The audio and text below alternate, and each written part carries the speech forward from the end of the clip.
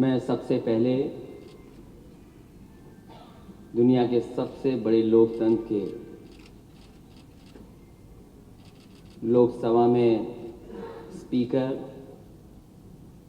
आदरणीय ओम बिरला जी, मैं उनका सबसे पहले धन्यवाद और आभार प्रकट करता हूं कि आप उत्तर प्रदेश की विधानसभा में आदरणीय स्पीकर साहब और सरकार के एक नई योजना के कार्यक्रम में शामिल हो रहे हैं, जहां उत्तर प्रदेश की ये सबसे बड़ी विधानसभा है। हमारे माननीय सदस्य चुन करके आए हैं इस सदन में, जहां हम सब बैठे हैं। और जब मैंने पहली तस्वीर इसकी देखी सदन की, तो मुझे लगा कि कोई आईटी सेंटर का उद्घाटन होने जा रहा है। मैं इस विधानसभा को आईटी से ई विधान बनाने के लिए अपने अध्यक्ष जी का बहुत बहुत धन्यवाद और आभार प्रकट करूंगा, और सरकार ने जो सहयोग किया है उसके लिए बधाई देना चाहता हूं। जैसा जानकारी मिली है कि इसके माध्यम से सब जानकारी सदस्यों को मिल जाएगी और इसका प्रशिक्षण भी होगा।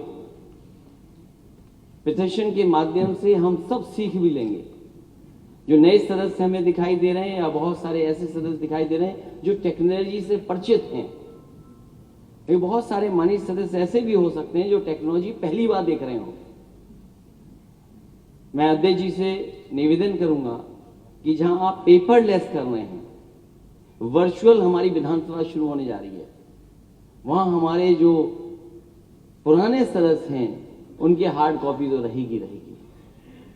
और जहां तक ट्रेनिंग की बात है, क्योंकि अब सभी सदस्यों को एक साथ ट्रेनिंग मिलेगी, मैं अध्यक्ष जी से निवेदन करूंगा कि मैं और मुख्यमंत्री जी की अलग कराइए ट्रेनिंग।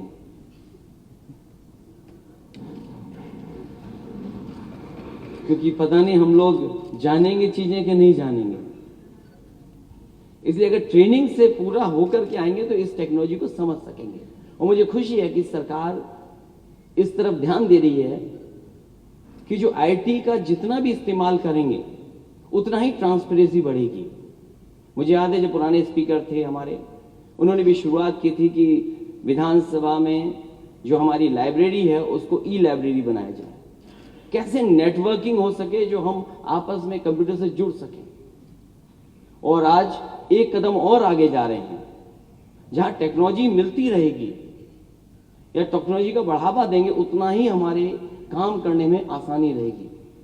पूरा का पूरा एक जगह जानकारी मिलना।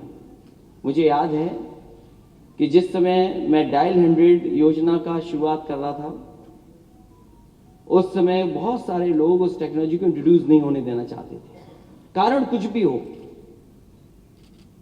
जब फाइल देखी गई तो उसमें बहुत बड़ी नोट लिखी हुई थी कि इस टेक्नोलॉजी के हो जाने से ये होगा। लेकिन मुझे अच्छी तरह याद है कि जो जो चीजें लिखी गई थी उन चीजों को जवाब देते हुए और डायल 100 को इंट्रोड्यूस किया गया। और मुझे खुशी है इस बात की कि देश में सबसे बेहतरीन रिस्पांस सिस्टम आज अगर किसी के पास है तो उत्तर प्रदेश के पास है। वहीं हेल्थ के सेक्टर में भी हेल्थ इंफॉर्मेशन शुरू किया गया था कि सीएससी में डॉक्टर अगर देख रहे हैं और देखने के साथ साथ उसको दवा क्या दी जा रही है। कई बार ऐसा होता था कि मरीज आए और डॉक्टर बैठे हैं, क्योंकि मरीज तब तक नहीं जाता जब तक उसको दवा नहीं मिल जाए। एक बार जब सरकार में थे तो मुझे जानकारी मिली कि मरीज बीमारी तो दिखा रहा है दूसरी और दवाई मिल रही है दूसरी। उस समय हेल्थ इंफॉर्मेशन जो सिस्टम लगा था उसके माध्यम से पता लग पा रहा था कि आखिरकार वहां सीएससी में हो क्या रहा है। इसी तरह जितनी भी टेक्नोलॉजी का इस्तेमाल होगा, मैं समझता हूं ट्रांसपेरेंसी, अकाउंटेबिलिटी, और जब हम लोग इस्तेमाल करेंगे तो शायद करप्शन भी कहीं ना कहीं हम दूर कर सकेंगे। मुझे याद है एग्रीकल्चर डिपार्टमेंट में जिस समय डीबीटी सिस्टम को लागू किया जा रहा था, एग्रीकल्चर विभाग बहुत ज्यादा तैयार नहीं था। समाजवादी सरकार में पहली बार 1 करोड़ का डेटा तैयार किया गया था फार्मर्स का, और उसके इंट्रोड्यूस होने के बाद आज शायद उत्तर प्रदेश वो बड़ा प्रदेश होगा जिसमें सबसे ज्यादा किसानों को डीबीटी सिस्टम के माध्यम से, जो दिल्ली की सरकार योजना चला रही है उसके माध्यम से सीधा सीधा लाभ पहुंच रहा है। इसलिए मैं अध्यक्ष जी को बधाई दूंगा, सरकार के मुख्यमंत्री जी को बधाई दूंगा कि आपने टेक्नोलॉजी को इंट्रोड्यूस किया है।